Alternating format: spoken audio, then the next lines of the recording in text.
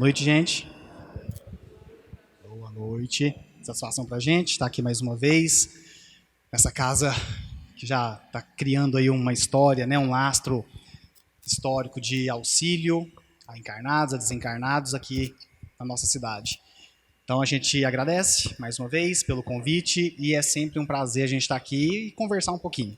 E a nossa ideia aqui é trazer alguns pontos de reflexão, trazer alguns pontos para que esse estudo ou conhecimentos que a gente já sabe, né? A gente não está aqui para falar muita coisa de novo, que vocês já não saibam, mas que esses temas voltem para a nossa consciência, voltem para nossas reflexões diárias, que a gente possa pensar nelas no nosso dia a dia. E aí a nossa tarefa hoje é refletir sobre um tema que me foi passado, que me foi sugerido, que é a dor e o remédio da fé. A gente tem uma mensagem no livro Evangelho segundo o Espiritismo que é muito parecida, né, que creio eu era isso que eles queriam sugerir quando passou esse tema, né, a dor e o remédio da fé, que é uma mensagem que está no Evangelho segundo o Espiritismo, no capítulo 5, Bem-aventurados os aflitos, que se intitula O Mal e o Remédio. A dor e o remédio da fé, o mal e o remédio, do qual o remédio que nós temos lá para essa mensagem é o mesmo de que nós vamos falar aqui um pouquinho, que é a fé. Então, que a espiritualidade nos ajude, que a gente, né, compreenda de alguma forma esses ensinamentos que eles vão nos trazer para a gente colocar em prática no nosso dia a dia. Eu adoro o capítulo 5 do Evangelho segundo o Espiritismo. É um capítulo porreta, porque é um dos maiores capítulos do Evangelho segundo o Espiritismo. Na verdade, é o maior capítulo do Evangelho segundo o Espiritismo e tem a sua razão de ser dele ser assim. Porque ele não é um capítulo fácil da gente deglutir. Não é um capítulo fácil da gente ler uma, duas vezes apenas, compreender e vamos seguir a vida. Não, a gente tem que estar sempre relendo para tentar compreender. Por quê? Porque quando eles trazem o capítulo 5, Bem-aventurados os aflitos, e trazem a pauta do sofrimento, da dor e do sofrimento, eles estão falando para o coraçãozinho de cada pessoa aqui. Para o coraçãozinho de cada pessoa aqui. Inclusive o meu, é claro. Porque um planeta de provas e expiações, ou expiações e prova, a sequência e você que define, um planeta de expiações e prova é um planeta feito para dor. É um planeta feito para sofrimento. Se você está encarnado num planeta de provas e expiações, não tem como fugir disso. Porque é a condição sine qua non para a gente estar aqui, é a gente passar pela dor e pelo sofrimento. Porque o próprio perfil, o título do perfil do planeta é esse. Justamente porque o perfil da maioria esmagadora de espíritos que encarnam aqui é porque precisam ainda de passar pela dor e pelo sofrimento.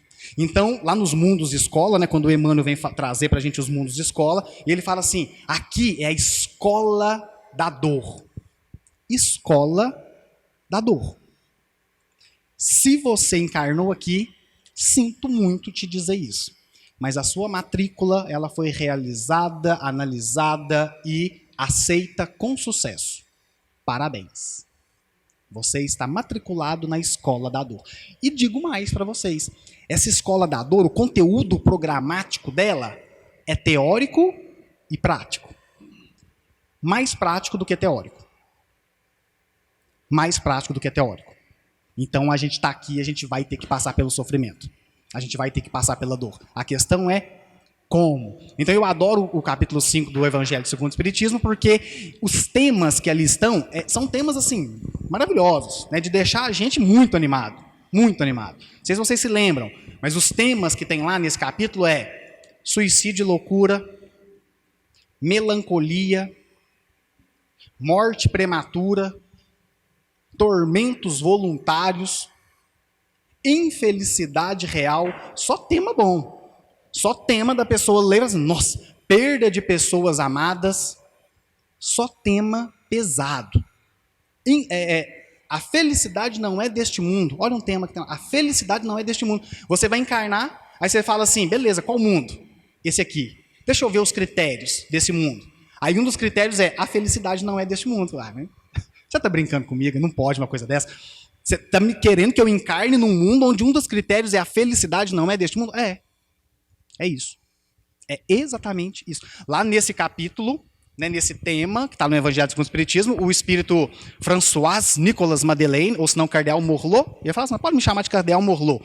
Ele dizia assim, se você juntar toda felicidade da Terra, toda, uma pessoa que você considera que é a pessoa mais feliz, mas aquela feliz mesmo.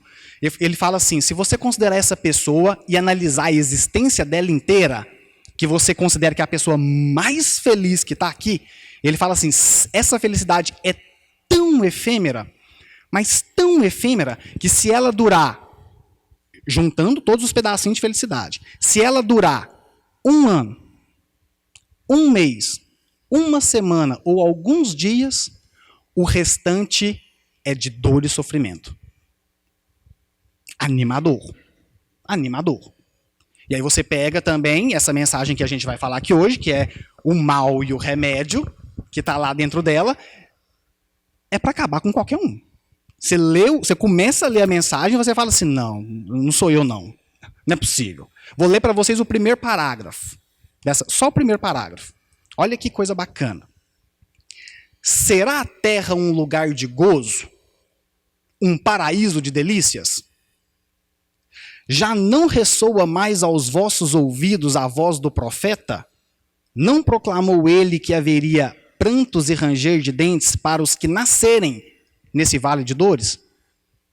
Esperai, pois, todos vós que aí viveis, clausticantes lágrimas e amargo sofrer. E por mais agudas e profundas sejam as vossas dores, volvei o olhar para o céu e bendizer o Senhor por ter querido experimentar-vos. É isso que nos espera. É essa a mensagem de hoje. Dá tempo de correr, quem quiser. Se ninguém sair, é porque quer ouvir sobre isso mesmo. Então é essa mensagem que a gente tem que aprender a compreender. Porque os espíritos, eles sabiam que a gente teria resistência de entender o que é dor e o que é sofrimento. E principalmente passar por elas. Por isso que eles mandam um capítulo extenso para poder falar sobre isso. Porque eles falam assim, vamos ter que falar bastante sobre dor e sofrimento. Porque eles não vão entender. Eles vão ter resistência de compreender essa dor e esse sofrimento. E não tem como não ter. Nós vamos passar por isso. Nós vamos passar por isso.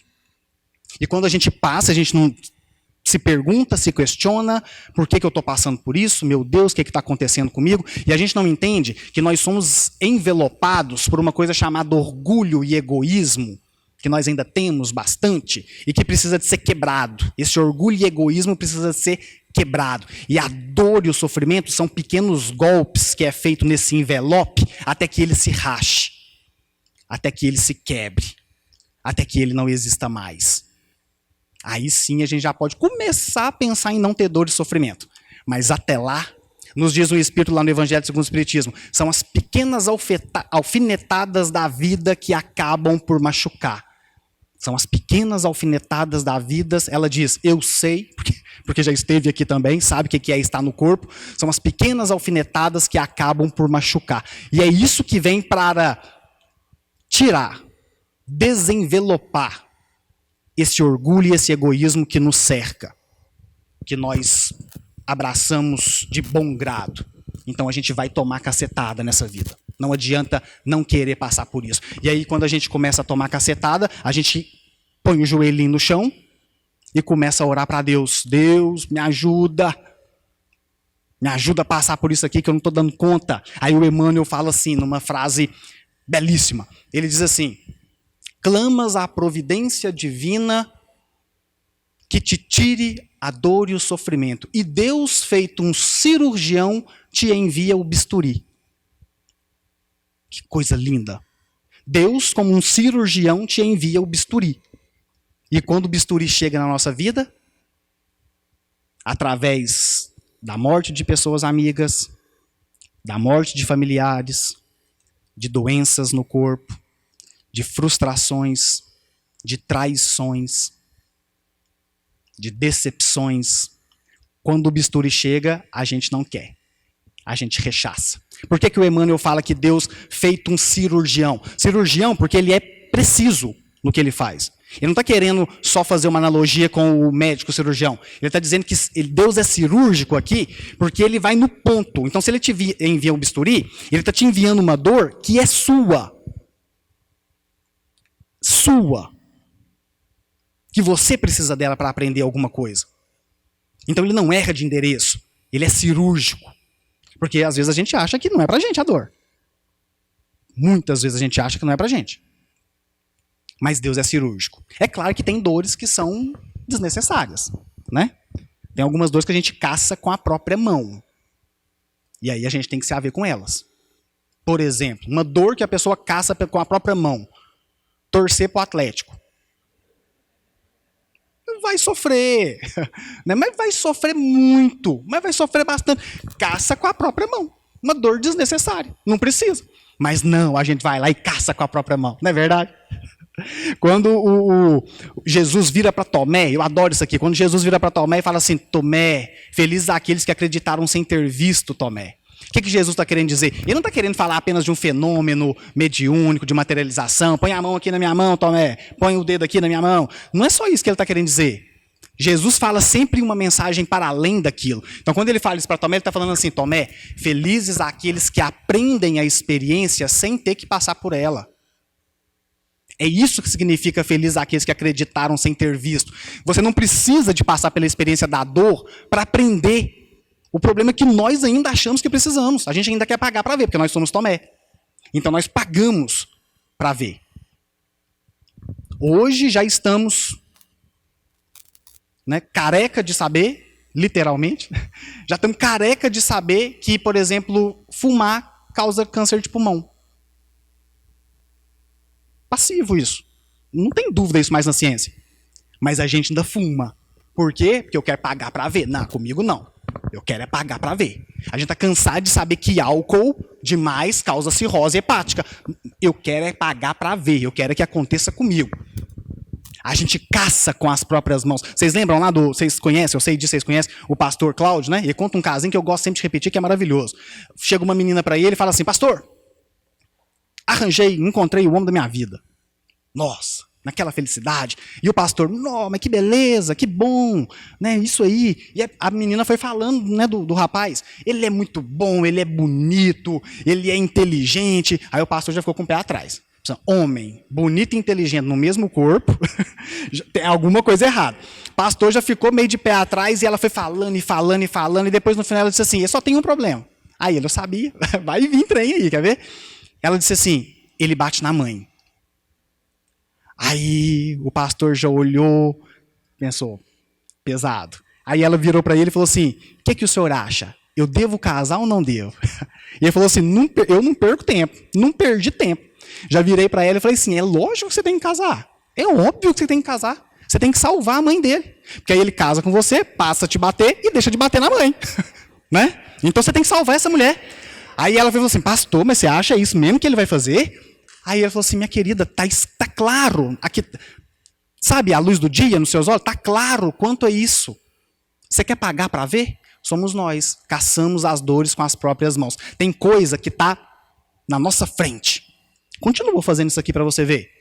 Continua agindo dessa forma aqui para você ver. Mas a gente quer pagar para ver.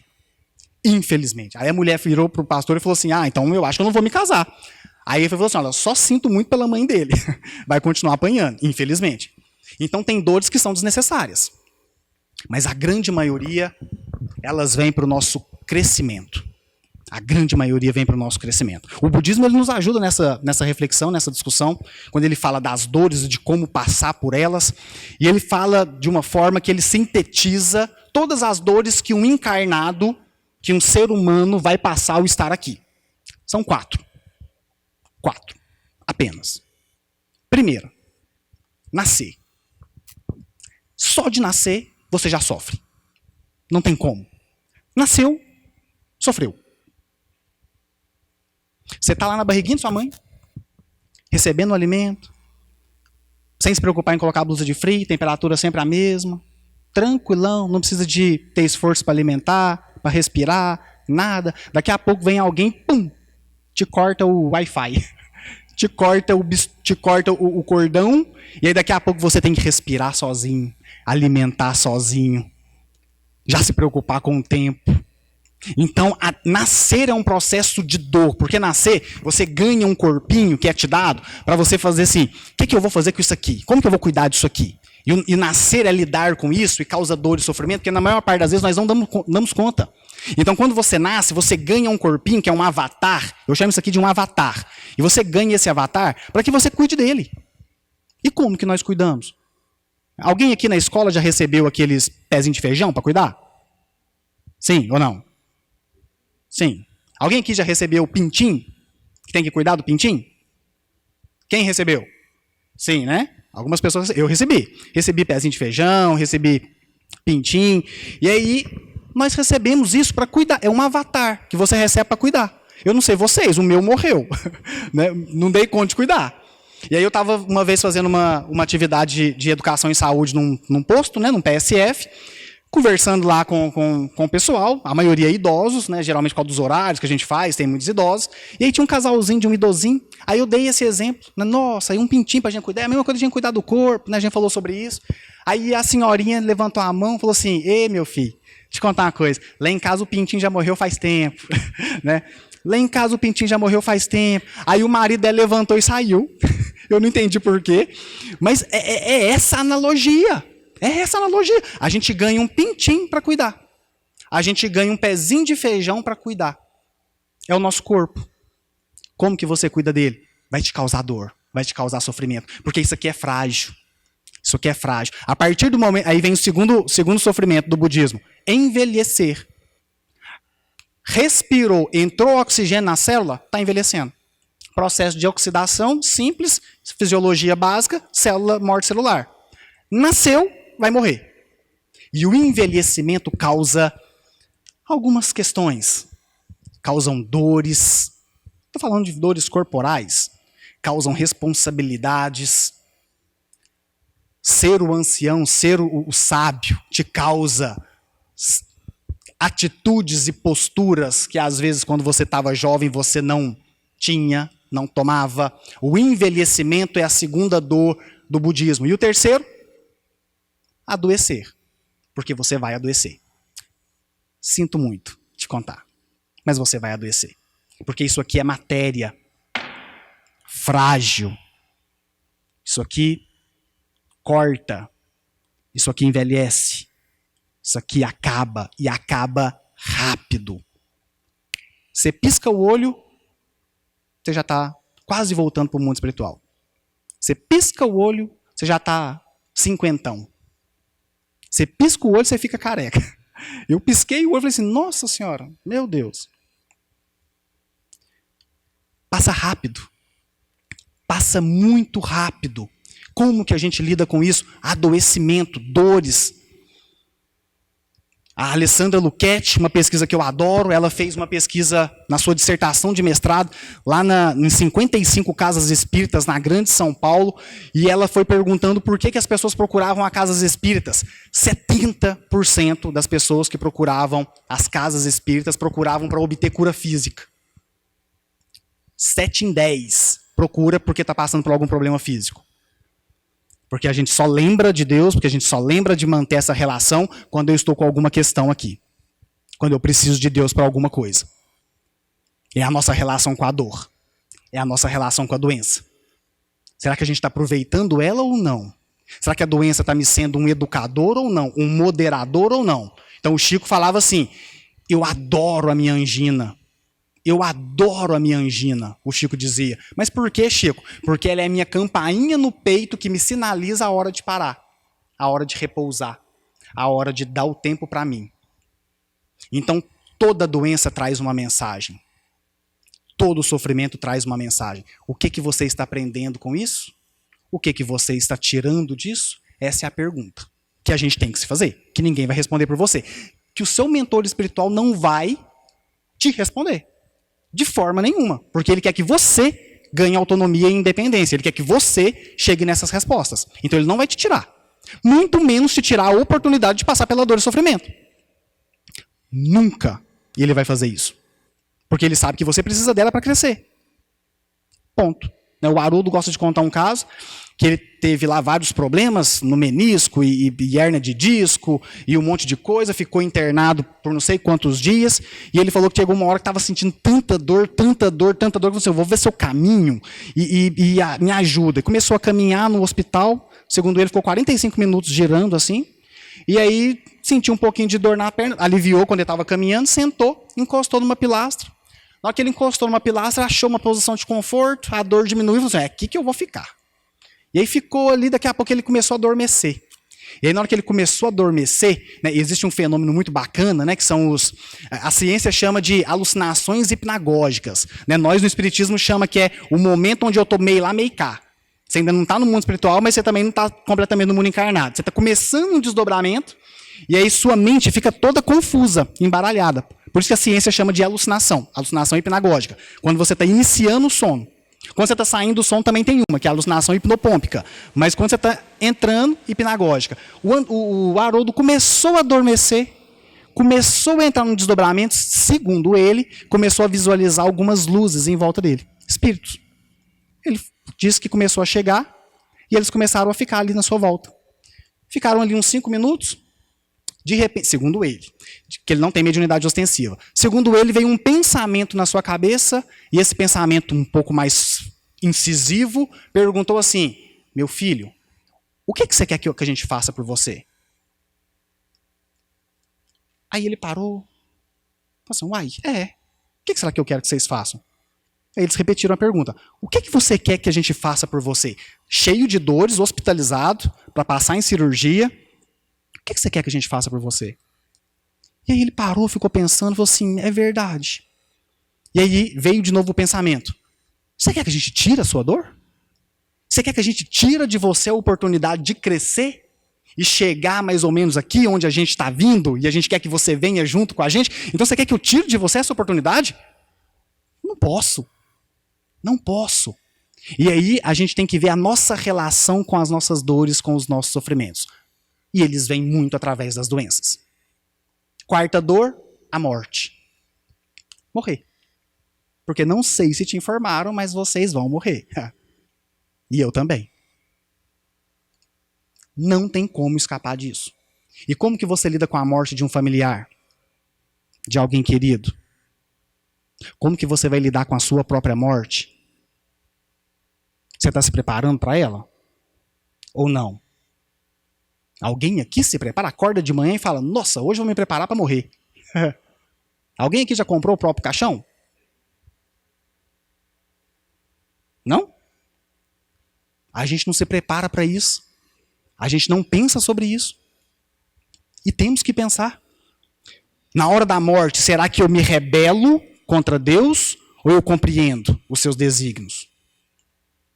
No livro Ave Cristo tem um exemplo maravilhoso, maravilhoso.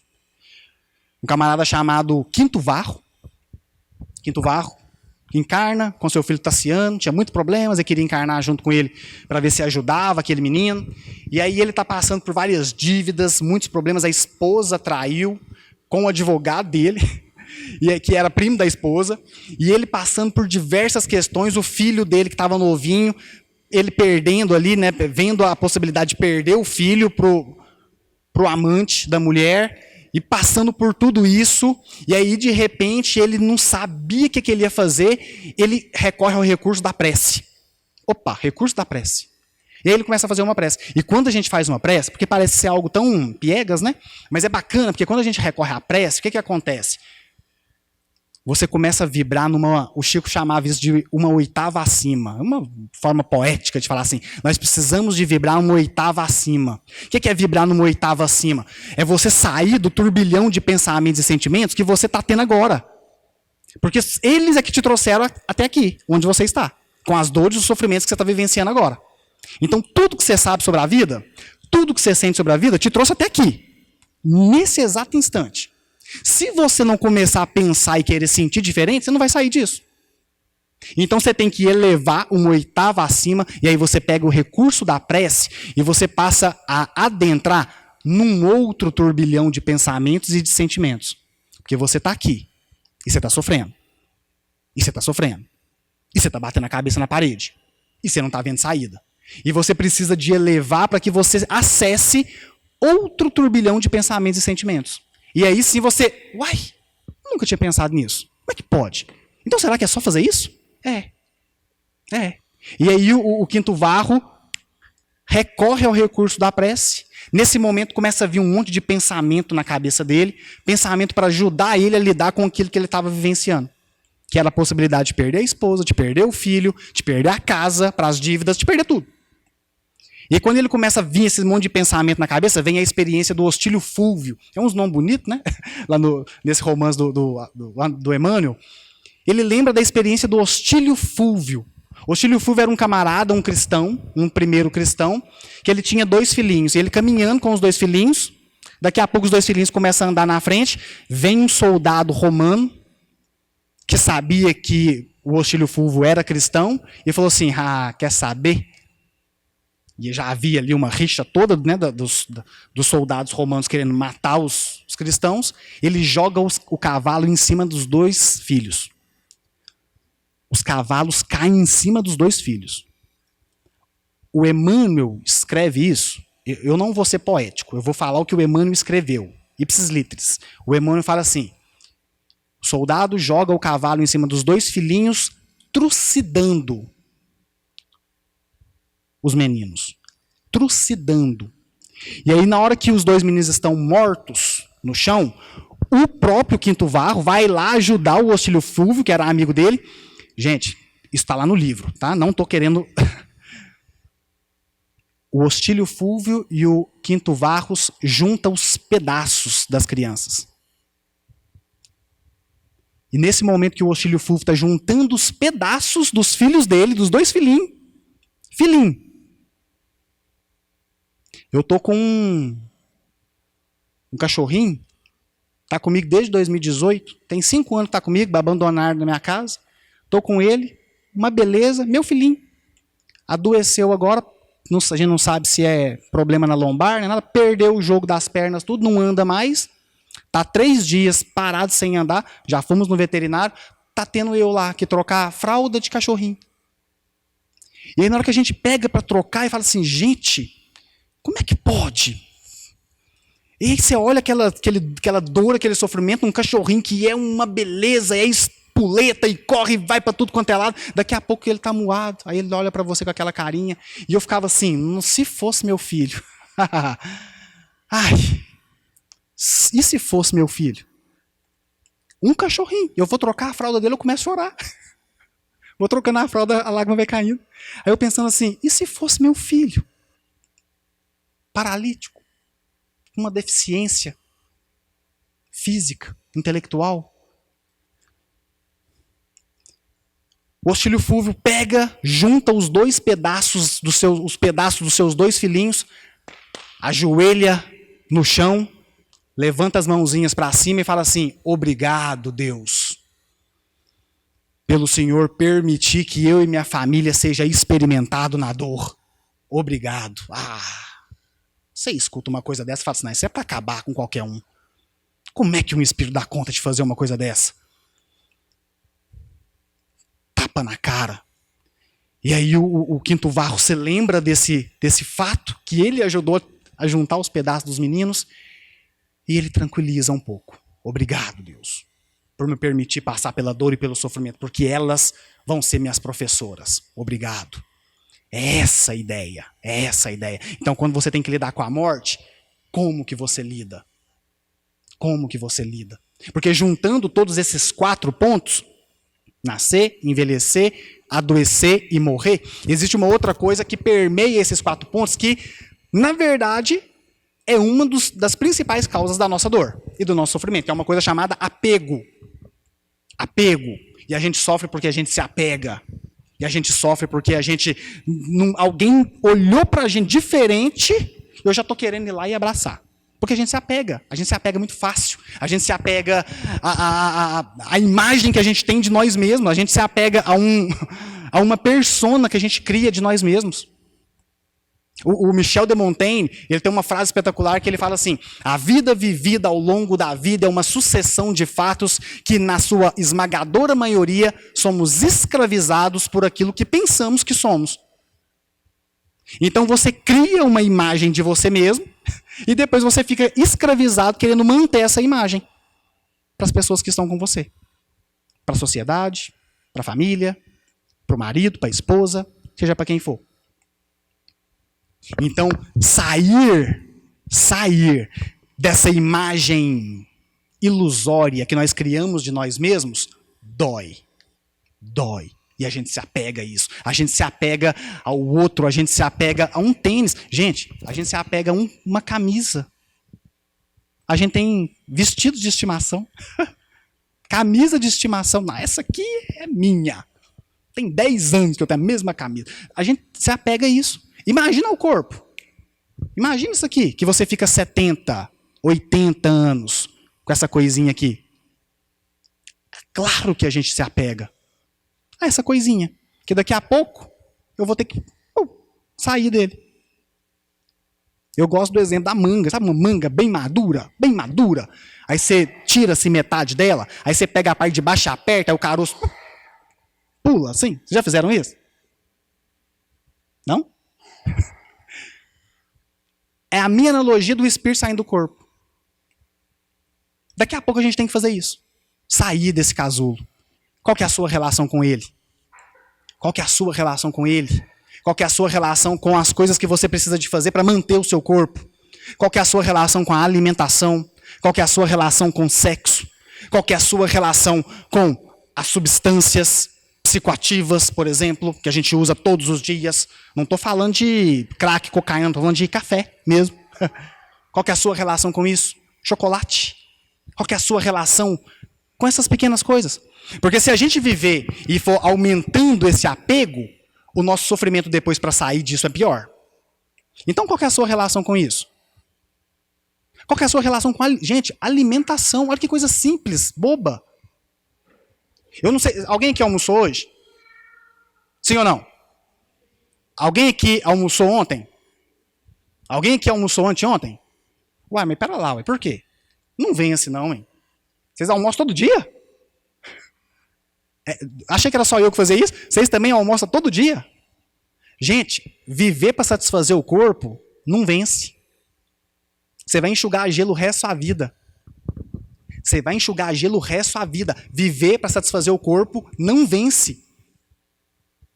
Sexo, eu gosto desse exemplo, né? Sexo é a mesma coisa. O camarada tá com a libido lá nas tampas. Aí ele vai lá e tem uma relação sexual.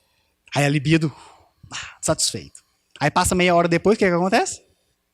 Tá com a libido lá em cima de novo. Isso se ele for jovem, é claro.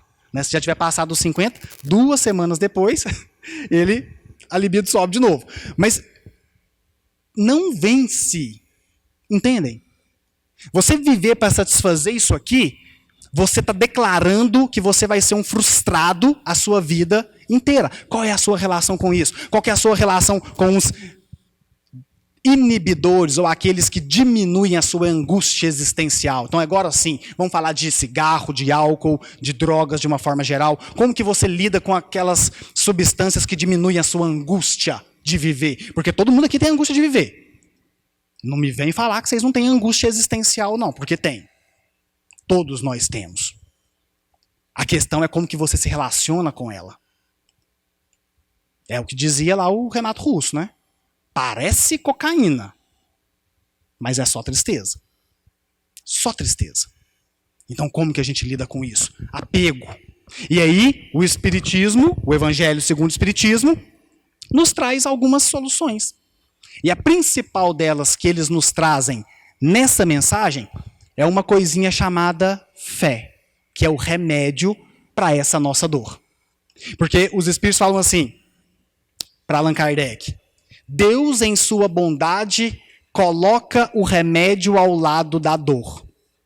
Isto é, o mal traz em si mesmo os germens do bem. Os Espíritos falando para Kardec. O mal traz em si mesmo os germes do bem. Porque não sei se vocês já perceberam isso, mas o mal, ele próprio traz em si as causas que vai propiciar o bem. Exemplo, o mal é infiel. O mal é infiel. Então, se você faz parcerias no mal, fique atento. O mal é infiel. E a própria infidelidade do mal faz com que as pessoas se denunciem para que depois elas comecem a pensar em fazer algo diferente. Você se junta com um grupo de pessoas para fazer o mal, para fazer qualquer coisa que seja. Basta um ser pego. Basta um ser pego. Aí tem uma coisa chamada delação premiada. Aí o pessoal começa a falar um pro outro, começa a delatar o outro. Opa, eu sozinho? Vem aqui comigo. O mal é infiel. Eles em si já traz o seu germen do bem. O mal é egoísta. O mal é egoísta. E o próprio egoísmo traz em si os germens do bem quando a pessoa sente o egoísmo do outro. Quando ela sente o egoísmo do outro. Por isso que o Emmanuel, lá numa mensagem belíssima que ele tem, onde ele fala assim, examina a própria aflição. Examina a própria aflição. Ele fala assim, a imperfeição causa a dor e o sofrimento. Analisa a sua imperfeição, que você vai entender a sua dor. Então ele fala assim, o Emmanuel, a aflição da inveja é o despeito. Então aquele que é invejoso, ele vai se mostrar despeitado. E o despeito é o seu sofrimento. A aflição da vaidade é a loucura. Isso é forte. A aflição da vaidade é a loucura. A aflição do egoísmo é a egolatria. Porque o camarada que é egoísta, ele sofre. Imagina um ególatra que acha que as pessoas têm que estender um tapete vermelho quando ele vai passar. Então ele chega numa casa espírita, ele acha que todo mundo tem que estender o tapete vermelho para ele. Ele chega no seu local de trabalho, todo mundo tem que, majestade. Ele chega nos lugares, todo mundo tem que me olhar diferente, porque eu sou o cara ególatra. Vai sofrer, porque nem sempre vai acontecer isso. Vai sofrer. Vai sofrer o desprezo, porque eu acho que estou sendo desprezado. O sofrimento leva, a imperfeição leva ao sofrimento. Então, se você quiser entender o seu sofrimento, procure dentro de você qual é a imperfeição que o está acarretando. Porque na hora que você entender isso, aí é como tirar com a mão. Tirar com a mão. É só eu entender, nossa, então quer dizer que é a minha vaidade que está me fazendo sofrer dessa forma? É. Então, é simples. É a mesma coisa que você dar uma dipirona. No meu caso, né? Toma uma dipirona, não sou acostumado a tomar remédio, uma dipirona é que nem tirar com a mão. Entender a imperfeição que causa o sofrimento faz isso com a gente. Nos faz, deixa eu seguir. E aí o Espiritismo, e eu vou ler essa parte, porque essa parte é espetacular, não consigo falar melhor do que os Espíritos disseram aqui. E os Espíritos falam assim para o Kardec, nessa mensagem, a dor, o mal e o remédio. A fé é o remédio seguro do sofrimento. Mostra sempre os horizontes do infinito diante dos quais se esvaem os poucos dias brumosos do presente. Não nos pergunteis, portanto, qual o remédio para curar tal úlcera ou tal chaga, para tal tentação ou tal prova. Não nos perguntem. Os espíritos já estão cansados. Eles falam, gente, não me pergunta mais isso não. Já vou falar aqui de uma vez, que já fica dito uma vez só, vocês já aprendam. Lembrai-vos de que aquele que crê é forte pelo remédio da fé, e que aquele que duvida, um instante de sua eficácia é imediatamente punido. Uai, Tiago, punido? Punido por quem? Por Deus? Não. Por quem? Por ele mesmo. E por que ele é punido? Porque logo sente as pungitivas angústias da aflição. Um instante de dúvida. Um instante de não saber o que está acontecendo. Por que eu estou passando por isso? Já me traz as pungitivas angústias da aflição. Um instante. Quando o contrário, a confiança, a fé, me dá a certeza de que existe um propósito por isso que eu estou passando. Fé, fides, fidelis, fidelidade. Confiar. Fidelidade a quem? Porque é a nossa fidelidade que aciona a fidelidade de Deus. É quando eu sou fiel a essas leis, que essas leis são sempre fiéis a mim. Mas é a minha fidelidade que põe em marcha põe em marcha a fidelidade de Deus. Sabe por quê? Porque fé é eu não duvidar de que Deus faz a parte dele. Em nenhum instante. Eu tenho que fazer a minha parte. Mas ter fé é eu não hesitar de que Deus está fazendo a parte dele. E de que ele concorre tudo para o bem e para o melhor. Lá no livro Os Mensageiros, tem uma mensagem do Aniceto, uma frase do Aniceto, que ele fala com o André Luiz e com o Vicente, que é espetacular. Ele vira para os dois, eles estavam fazendo uma transição de um caminho no umbral, um caminho denso, aí eles utilizaram um automóvel num certo período, e no outro período eles tinham que ir a pé. E aí o André Luiz, mais o Vicente, virou pro Aniceto e falou assim, não sei, mas por que a gente tem que ir a pé? Aí ele falou assim, porque vocês ainda não desenvolveram, e aqui aspas para isso, né, porque é simbólico, vocês ainda não desenvolveram as asas espirituais para passar por essa região, que é uma região muito densa. Quando ele fala de asas espirituais, vocês ainda não têm compreensão ainda, né, o bastante para poder volitar e poder passar por isso aqui. Por isso que a gente vai passar andando, pezinho no chão mesmo. E aí o André Luiz e o Vicente arregalam o olho e falam assim, nossa, mas é mesmo. Aí o Aniceto dá uma injeção de ânimo para eles e traz uma frase que é espetacular, que ele diz assim, é isso mesmo, mas vocês estão no caminho certo. E aí ele diz assim, aquele que opere e coopere de olhos voltados, com o espírito voltado para Deus, pode esperar sempre o melhor. Isso, o Aniceto falando, isso não é promessa de amizade, é lei.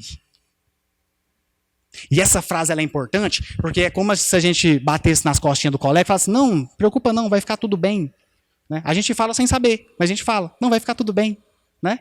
Agora o Aniceto está virando para eles falando assim, aquele que coopera de espírito voltado para Deus, pode esperar sempre pelo melhor. Isso não é promessa de amizade. É lei. É lei. E quando ele fala, aquele que coopera de olhos voltados para Deus, ele está querendo dizer o seguinte, aquele que tem humildade o bastante para entender que muitas vezes, sempre, a gente tem que pedir permissão para Deus. O Chico, toda vez que o pessoal chegava para ele, falava assim, Chico, me manda uma mensagem, vê se meu irmão está aí, vê se meu pai, vê se não sei o que tem. O Chico sempre, 100% dos casos, qualquer pedido que ele recebia, ele falava assim, meu irmão, tem que ver se Deus permite. Tem que ver se Deus permite. Esse tem que ver se Deus permite é a humildade do Espírito a se resignar àquilo que Deus nos envia. E a fé nos ajuda aqui. Um espírito lá no Evangelho segundo o Espiritismo, José, diz assim, não admitais fé sem comprovação. Amai a Deus, mas saiba porque o ama. E você sabe por que nós não temos fé? Porque a gente não sabe por que a gente ama Deus. A gente nem sabe se a gente tem que amar Deus. A gente fica nessa, mas será? A gente não se pergunta por que a gente ama Deus. Tiago, não pode falar uma coisa dessa, isso é uma heresia. Claro que não. Porque na hora que você sair de uma resposta, de uma pergunta como essa, aí sim você sai fortalecido. E é por isso que o Espírito de José, capítulo 19, fé que transporta montanhas, vira pra gente e fala isso. Não admitais fé sem comprovação. Amai a Deus, mas saiba porque o ama. Então eu pergunto para vocês, vocês sabem por que vocês amam Deus? Ou voltando um passo atrás, vocês acreditam em Deus? Ou vocês têm certeza dele? Essa é a pergunta que a gente tem que se fazer. Porque a gente sai fortalecido de uma resposta como essa. De uma pergunta dessa.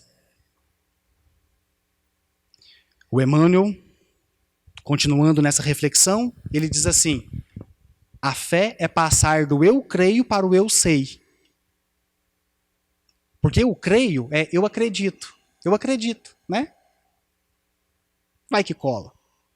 Estou dando um crédito. Se der certo, beleza. Se não der... Então a fé é passar do eu creio para o eu sei. Eu sei. Porque veja bem, a crença, ela foi feita para mudar. Às vezes a gente fica falando, fulano estava no protestantismo, agora foi para o catolicismo, agora veio para o espiritismo, aí saiu do espiritismo, foi para... Gente, a crença, se ainda não é fé, a crença é feita para mudar. Porque é dar um crédito. Hoje, eu acredito que o Cruzeiro não vai ser rebaixado do Campeonato Brasileiro. Acredito. Olha, ganhou, né, nós ganhamos aí alguns jogos. Falei assim, olha, hoje eu já acredito que não vai ser rebaixado. Começou o campeonato, eu falei assim, vai ser rebaixado de novo. Hoje eu já acredito que não vai ser.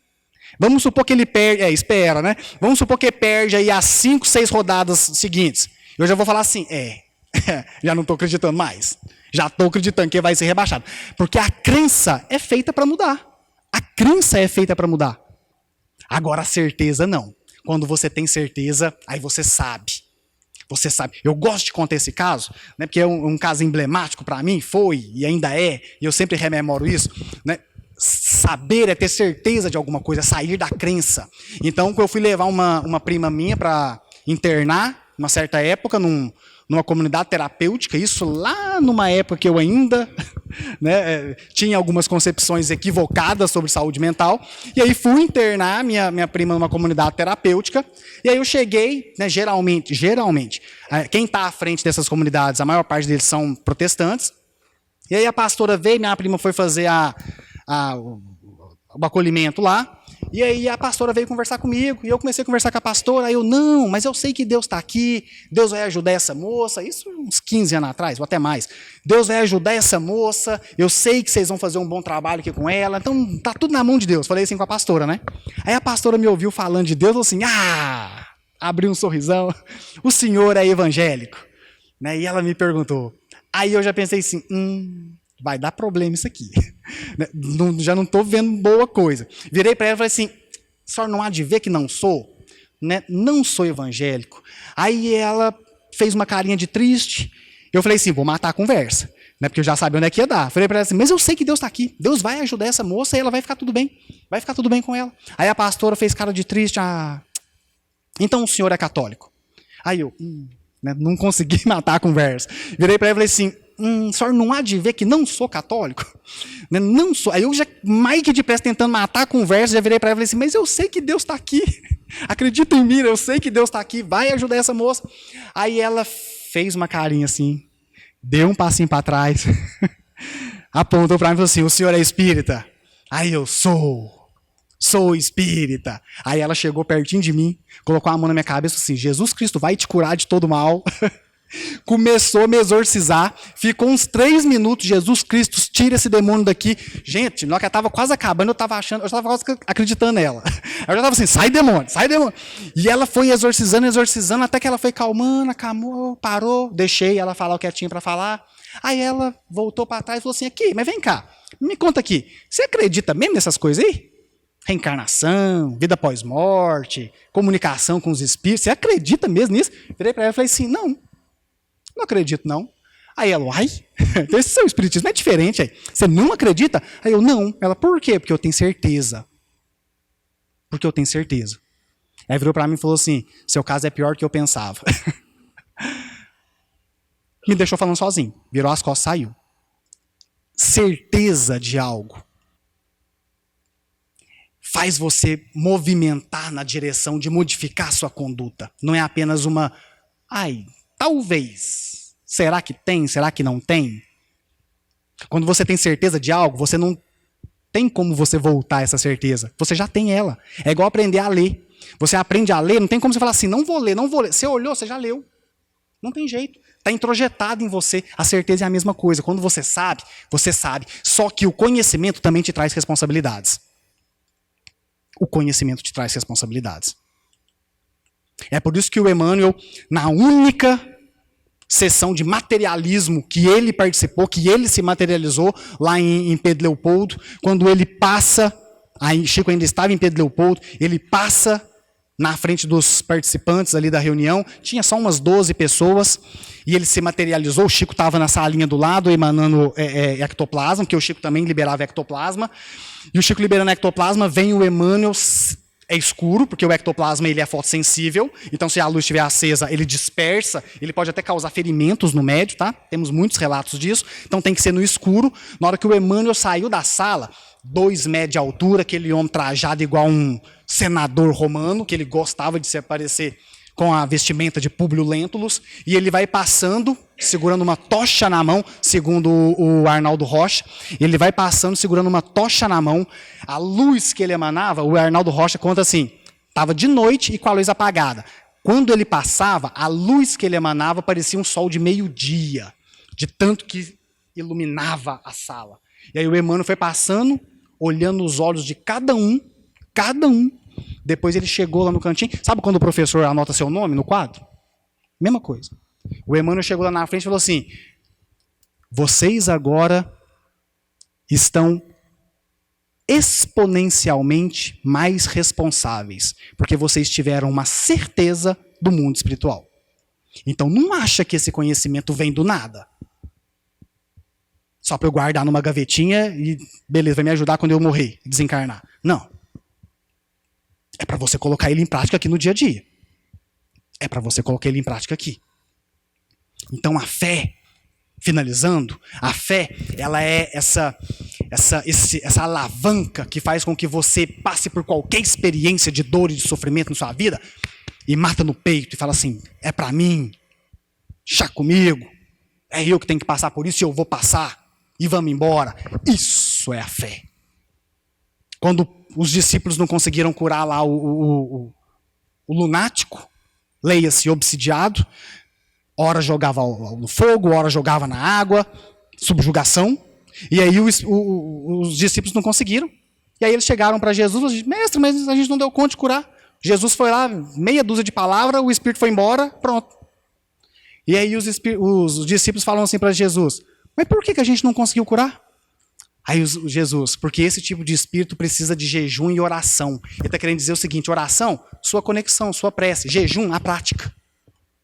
Jejum significa a prática do dia a dia. Precisa disso. E então Pedro vira-se para Jesus e fala assim: então, mestre, já que a gente não conseguiu, aumenta a nossa fé. Aumenta a nossa fé. Aí o que Jesus responde para Pedro quando Pedro pede para Jesus aumentar a fé? Jesus fala assim: Pedro, qual de vós que tendo um servo, e esse servo chega, e você está ali sentado à mesa alimentando, já vai logo dizendo: senta, come.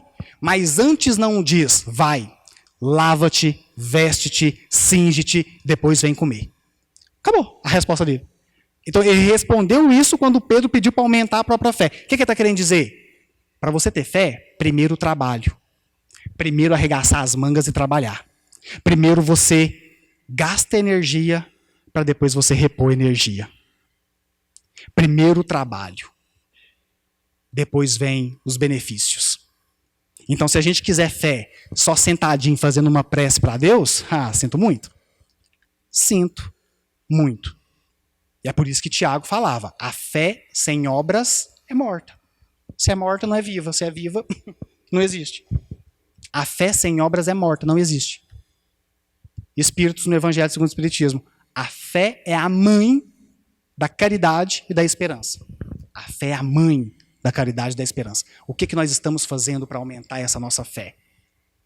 Essa é a questão. Porque aquele que tem fé, não quer dizer que ele não vai passar pelo não quer dizer que ele não vai passar pelo abandono. Não, ele vai passar pelo abandono. Mas ele nunca vai se sentir desamparado. Ter fé não é você não passar pela dor. Você vai passar pela dor. Mas você não vai sentir que você não está sendo consolado. Isso é ter fé.